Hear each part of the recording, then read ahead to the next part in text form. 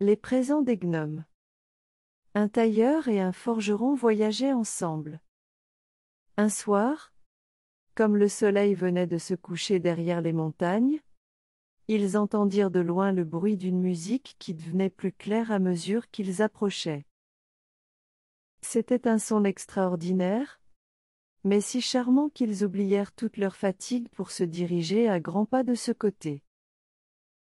La lune était déjà levée, quand ils arrivèrent à une colline sur laquelle ils virent une foule de petits hommes et de petites femmes qui dansaient en rond d'un air joyeux, en se tenant par la main.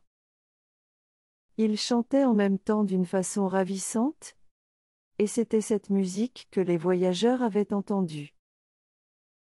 Au milieu se tenait un vieillard un peu plus grand que les autres, vêtu d'une robe de couleur bariolée, et portant une barbe blanche qui lui descendait sur la poitrine.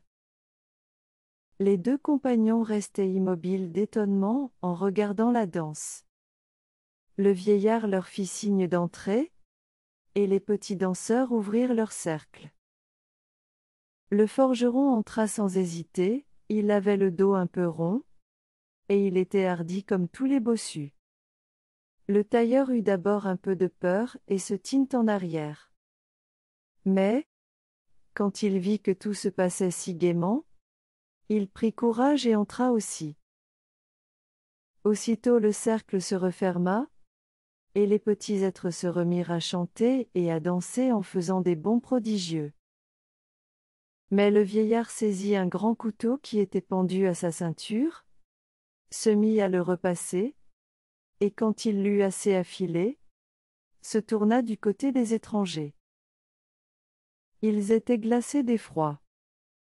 Mais leur anxiété ne fut pas longue, le vieillard s'empara du forgeron, et en un tour de main il lui eut rasé entièrement les cheveux et la barbe. Puis il en fit autant au tailleur. Quand il eut fini, il leur frappa amicalement sur l'épaule, comme pour leur dire qu'ils avaient bien fait de se laisser raser sans résistance, et leur peur se dissipa. Alors il leur montra du doigt un tas de charbon qui était tout près de là, et leur fit signe d'en remplir leurs poches. Tous deux obéirent sans savoir à quoi ces charbons leur serviraient, et ils continuèrent leur route afin de chercher un gîte pour la nuit. Comme ils arrivaient dans la vallée, la cloche d'un monastère voisin sonna minuit, à l'instant même le chant s'éteignit, tout disparut, et ils ne virent plus que la colline déserte éclairée par la lune. Les deux voyageurs trouvèrent une auberge et se couchèrent sur la paille tout habillés, mais la fatigue leur fit oublier de se débarrasser de leur charbon. Un fardeau inaccoutumé qui pesait sur eux les réveilla plus tôt qu'à l'ordinaire. Ils portèrent la main à leur poche, et ils n'en voulaient pas croire leurs yeux quand ils virent qu'elles étaient pleines, non pas de charbon, mais de lingots d'or pur. Leur barbe et leurs cheveux avaient aussi repoussé merveilleusement. Désormais ils étaient riches. Seulement le forgeron, qui, par suite de sa nature avide, avait mieux rempli ses poches, possédait le double de ce qu'avait le tailleur. Mais un homme cupide veut toujours avoir plus que ce qu'il a. Le forgeron proposa au tailleur d'attendre encore un jour et de retourner le soir près du vieillard pour gagner de nouveaux trésors. Le tailleur refusa, disant : « J'en ai assez, et je suis content. Je veux seulement devenir maître en mon métier, et épouser mon charmant objet, il appelait ainsi sa promise, et je serai un homme heureux. » Cependant pour faire plaisir à l'autre, il consentit à rester un jour encore. Le soir, le forgeron prit 2 sacs sur ses épaules pour emporter bonne charge, et il se mit en route vers la colline. Comme la nuit précédente, il trouva les petites gens chantant et dansant. Le vieillard le rasa et lui fit signe de prendre des charbons. Il n'hésita pas à emplir ses poches et ses sacs, tant qu'il y en put entrer, s'en retourna joyeux à l'auberge et se coucha tout habillé.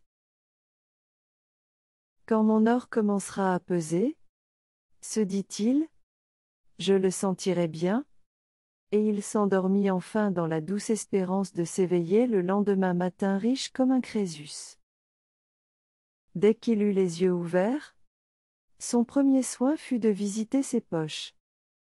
Mais il eut beau fouiller dedans, il n'y trouva que des charbons tout noirs. Au moins, pensait-il, il me reste l'or que j'ai gagné l'autre nuit. Il y alla voir. Hélas! Cet or aussi était redevenu charbon. Il porta à son front sa main noircie, et il sentit que sa tête était chauve et rase ainsi que son menton. Pourtant il ne connaissait pas encore tout son malheur, il vit bientôt qu'à la bosse qu'il portait par derrière s'en était jointe une autre par devant.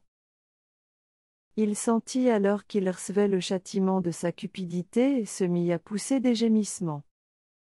Le bon tailleur, éveillé par ses lamentations, le consola de son mieux, et lui dit : « Nous sommes compagnons, nous avons fait notre tournée ensemble. Reste avec moi, mon trésor nous nourrira tous deux. » Il tint parole, mais le forgeron fut obligé de porter toute sa vie ses deux bosses et de cacher sous un bonnet sa tête dépouillée de cheveux.